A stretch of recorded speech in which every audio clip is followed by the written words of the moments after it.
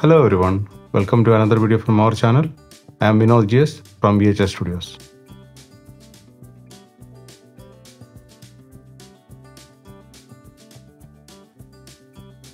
Today we are going to talk about the latest full-frame mirrorless camera from Sony, which is named as Sony A9iii. Sony claims that this is the first full-frame global shutter sensor on an interchangeable lens digital camera. Before we jump into further details of this camera, first address the elephant in the room, which is the price. At the time of shooting this video, this camera is priced at $6,000. Let us discuss the main highlight about this camera, which is the global shutter. In a conventional rolling shutter sensor, the sensor reads the image from top to bottom in a sequential manner.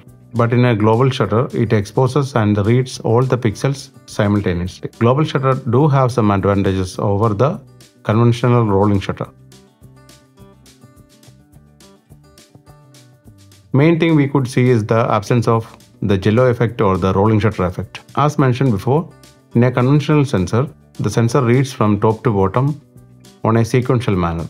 And if there is any fast moving object in the frame, or if you try to pan horizontally, because of the delay in reading the entire frame, there could be distortions or skewing, especially on the vertical lines. In conventional sensor, the faster the readout, the less obvious is the rolling shutter. Especially in the modern stacked sensors and all, the sensor readout speed is pretty high and hence the rolling shutter is very minimal. But even then, it is not fully eliminating the rolling shutter effect. That has been changed in the global shutter. Because of the fact that the entire pixel in that sensor is read at the same time, there is no room for any rolling shutter effect. So this is actually a game changer. Another benefit of this global shutter is that because of the fast sensor readout, we can achieve pretty high frame rates. An A9iii can shoot a maximum of 120 raw images per second with full autofocus and auto exposure functionality. Another benefit of this global shutter would be the ability to sync at any shutter speeds. This could be quite beneficial for those who are using flash photography. Due to the high throughput and sensor readout of this camera's EVF is totally blackout free. In normal mode, it can have a refresh rate of 120p, and in some cases we can even push that to 240p. Another benefit of this global shutter is when shooting under the artificial light. Because the entire frame is read at the same time, there will be no flickering within a single frame. Global shutter can also help in eliminating the flash banding. Flash banding is a situation wherein you see a difference in exposure at certain portions or within your frame because you are next to someone who was using flash and their flash is actually interacting and influencing the exposure levels in your frame. When it comes to image processing, A9iii is having Bion's XR processor, which Sony claims that it is 8 times faster than its previous model. Let us talk about the ISO range of the sensor. This is one of the areas wherein the global shutter is negatively affecting the camera. In the standard mode, the base ISO starts at ISO 250 and goes up to 25,600. But in extended mode, this can extend from ISO 125 to 51,200. In auto ISO mode, the lower limit can be set to ISO 250 and the upper limit can be set to the maximum of 12,800 only. And the numbers are similar in movie mode as well, wherein the standard ISO starts from ISO 250 and can go up to a limit of 25,600. And in auto mode, it can start from ISO 250 to 12,800. When a camera's base ISO starts from a higher number, usually that camera will be having a lower dynamic range. Same could be the case in A9iii as well. But when it comes to wildlife or low light photography, actually the matter which is of more concern is the upper limit of the normal ISO range, which is actually 25,600. And I know many of the people would be saying that we don't normally go up to that high ISO range and all. But I have shot in many situations wherein I have pushed my camera to 12,800, 25,600, even 32,000, and the maximum I have gone is 51,200. As you can easily assume that those are not the cleanest image I have taken, but the situations had demanded for such a high ISO. I thought of having that moment captured rather than skipping that opportunity. There are so many awesome noise removal softwares wherein they can do a pretty great job. These softwares could evolve to such a stage that even the 51,200 images can be cleaned up pretty well. So in low light situations and in those situations which demands high ISO, this camera may not be the best choice as per our observations. A great autofocus is a must for a wildlife or a fast action camera. And A9iii is having one of the best autofocusing system available in the Sony lineup. It has got 759 phase detect autofocusing point, which covers up to 95.6% of the entire frame. When it comes to video or movie, it has 627 autofocusing points. These numbers could be similar to other cameras in Sony lineup, but one of the main highlight of this camera is its dedicated AI chip. Some of the new cameras in Sony lineup do have this AI chip. Same goes for A9iii as well. The main benefit of this AI chip is the fast and accurate subject detection and tracking both in stills and movies. Some of the older cameras in Sony lineup had the issue with subject tracking, especially in video. That has been rectified in newer models including A9iii.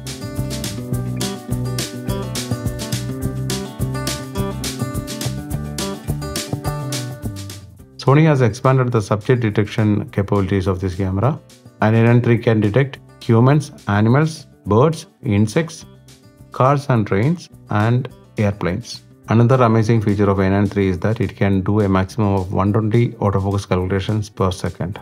Another welcome addition is the inclusion of custom focus areas, wherein you can decide the focus area by yourself. You can adjust the height and width of those areas, and you can customize those autofocus areas for your needs. This is not something new to the market. Other competitor cameras already had these features in their lineup. The focus sensitivity of A9iii starts from -5 EV to +20 EV. This is also one of the areas wherein the competitor cameras outshines A9iii when it comes to low light autofocusing sensitivity. A9iii has a fully electronic shutter system, which means that there is no mechanical shutter for this camera. Even though this camera does not have a mechanical shutter, there is something called a shading shutter just to protect the sensors, and this closes when we switch off the camera. This shading shutter should provide some sort of protection to the sensor, especially when we are changing the lens and all. When it comes to the shutter speed of this camera, in stills mode, it can go up to 1/80,000 of a second on the higher end, and on the lower end it can go up to 30 seconds. But in movie mode, we can vary the shutter from 1/8000 of a second at the higher end to 1 second at the lower end.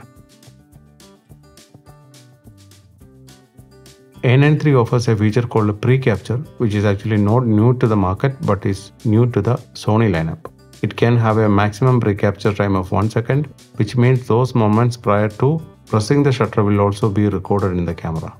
One thing we would like to say here is that even though other makers are having the pre-capture in their cameras, Sony has done one of the best implementation in A9iii. In A9iii, you can assign this pre-capture function to any of those customizable buttons. In this case, the pre-capture has been assigned to this button, which makes the usability of this feature much higher. When we anticipate such a fast action, you can simply press this button, and those images in the time frame of like a maximum of 1 second prior to pressing the shutter will be recorded in the camera. This is an awesome feature when it comes to fast action and in wildlife. A9iii has an effective resolution of 24.6 megapixel. It can shoot 24 megapixel images in the large setting and 10 megapixel images in the medium setting and 6 megapixel images in the small setting. A9iii can shoot videos at a maximum resolution of 4K and a maximum resolution of 120p. This can be done at a maximum of 422 color depth and a bit depth of 10 bit. A9iii can also output 16-bit RAW through the HDMI port. It is of no surprise that A9iii supports S-Log3 as well as S-Neutron. This camera also has some of the fancy features like dynamic framing, which is found in some of the new Sony lineup. Sony has included focus breathing in this camera, which is very beneficial for the video shooters. Normally, when it comes to the audio preamps of digital cameras, those are considered below average because of the lower quality and the bit depth those audios are being recorded. But in this case, A9iii seems to have a pretty good preamp which can record up to 4 channels at a sampling rate of 48 kHz and a bit depth of 24 bits. A9iii has got 5-axis image stabilization, and with compatible lenses, it can achieve a maximum stability of 8 stops. In addition to the standard and active stabilization mode, A9iii also has the dynamic active stabilization mode, which really crops into the frame but gives awesome stability. A9iii has got a magnesium alloy body which improves its rigidity and heat dissipation. Sony has improved the ergonomics of this camera compared to its previous versions. A9iii has got a slightly bulkier grip which is more comfortable to hold. They have opted for a curvy design in some areas which adds to the ergonomics of this body. And they have added one more custom button in the front side of this camera which is now called C5. It has got proper dust and splash resistance ceilings, which is a must for wildlife and extreme actions. The body of A9iii has an approximate weight of 617 grams. The operating temperature of this body is from 0 degree to 40 degrees Celsius. A9iii has got a 3.2-inch 4-axis multi-angle display with a resolution of 2.1 million dots. We can raise it up to a maximum angle of 98 degree, and towards the bottom you can tilt it to a maximum of 40 degrees. Sidewise it can be flipped up to 180 degree, and it can be rotated up to a maximum of 270 degrees.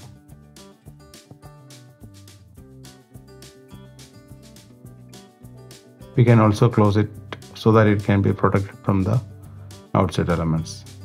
This is one of the best implementation we have seen in Sony lineup and in digital cameras in general. When it comes to electronic viewfinder, A9iii has got an OLED EVF with a resolution of 9.44 million dots. As found in many of the other alpha cameras, it has got 2 memory card slots which can accept both CF Express Type A cards and SD cards. Now let us have a look on the ports in this camera. It has got a USB-C port which supports the speeds up to 3.2 standards, and it has got a micro or multi-USB port as well. It has got a 3.5mm mic jack as well as a 3.5mm headset jack. When it comes to HDMI port, it has got a full-size HDMI port and a sync port as well. It has got a 1 gigabit Ethernet port as well for those who require high-speed data transfer. When it comes to the wireless connectivity, A9iii offers both 2.4 GHz band and 5 GHz band, but the 5 GHz band may not be available in certain regions. This camera do have Bluetooth with version 5 standards. A9iii comes with the NP-FZ100 batteries, which are pretty common in the alpha lineup. As per CIPS standards, it can shoot up to 400 images with electronic viewfinder and 530 images with the LCD screen.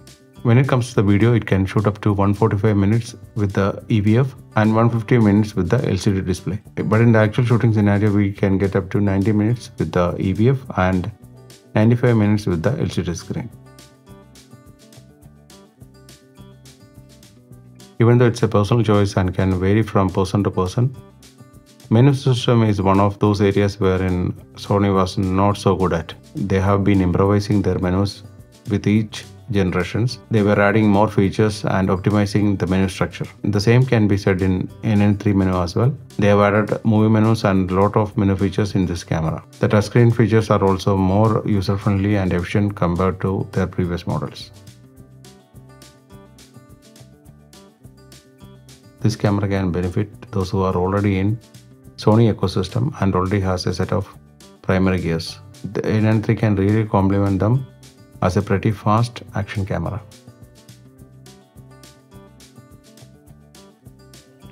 To discuss more about this combo, we have a seasoned, renowned and award-winning wildlife photographer.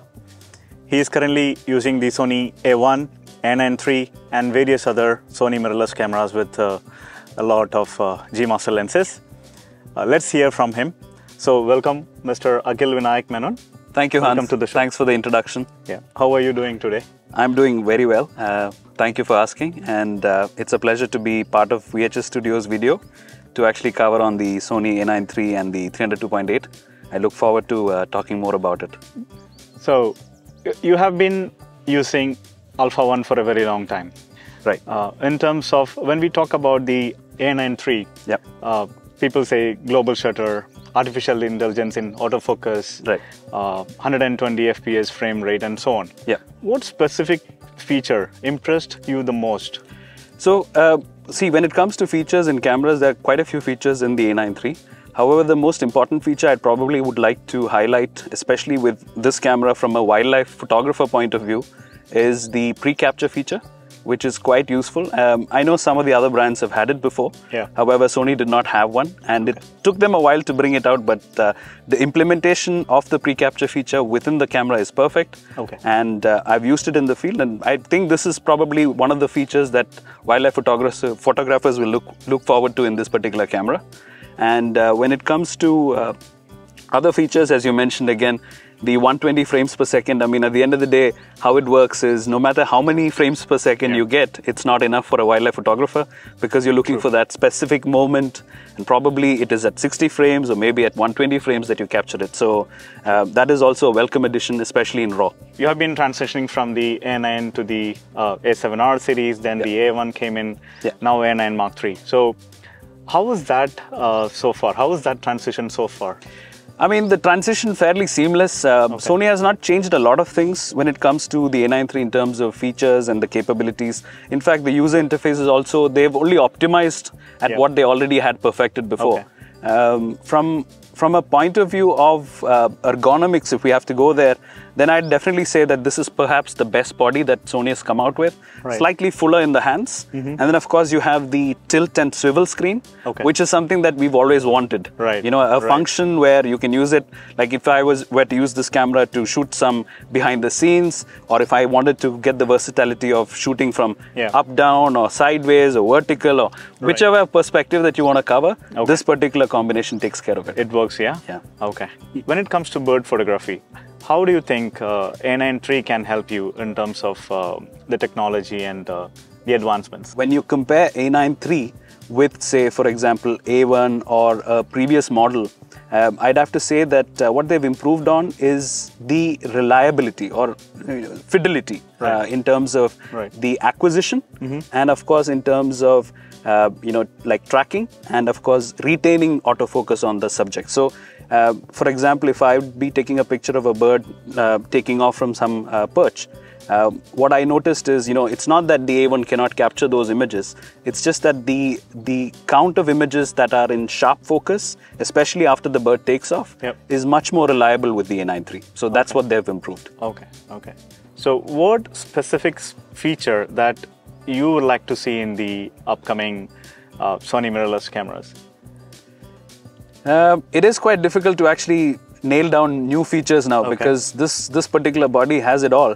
However, if I were to say certain things that I would love to see in the newer cameras, I'd probably say that this is of course a 24 megapixel. So I mean, as a croppability point of view, I would perhaps think that another body which can have a higher megapixel, that would definitely be helpful. So I mean, I would say my dream camera would be something like an A1. But 50 megapixels with all the capabilities that are available on the A9iii. So if they can roll both into one, that would be the best next camera. All right. Thank you for your time, Akhil. It was a very interactive and very insightful session. Thanks for your experience. We look forward to work with you again. Thank you so much. I look forward to coming back in the videos, and I'd like to ask more viewers to sort of subscribe to this channel and make this channel a success, because these guys are focused on wildlife. And if you are somebody who loves wildlife, I would definitely recommend you guys subscribe and follow and do what is necessary for them to produce such wonderful videos for everyone to enjoy. Thank you so much. Thank you, Hans. Thank you so much for your time. Thanks so much. When it comes to our opinion about this camera, we were really impressed with the overall speed and frame rates of this camera. The pre-capture feature and the way it is implemented need to be appreciated. The autofocusing system has been improved compared to the previous generation Sony Alpha cameras, and the subject detection and tracking was awesome in the video as well. Another highlights are the blackout-free EVF and the capability of flash sync at any shutter speeds. The capability of flicker-free shooting is also awesome. We were quite impressed with the multi-angle tilting options with the LCD screen. Following are those aspects of this camera which we are not really happy about. The first one is the limited ISO range, and also the fact that the ISO range starts at ISO 250. Second thing is that the way it performs in low light situations, which is not really up to our expectations. Another aspect is that even though this camera is so fast, they are still using CF Express Type A cards. There is no option for a CF Express Type B, which is much economical compared to CF Express Type A. We hope that you enjoyed this video. If our videos are bringing any value addition, please consider liking and sharing this video. Also do consider subscribing to the channel and enabling the bell button so that you won't miss any future videos. This is all what we wanted to talk in this video. Until we meet next time, thank you and goodbye.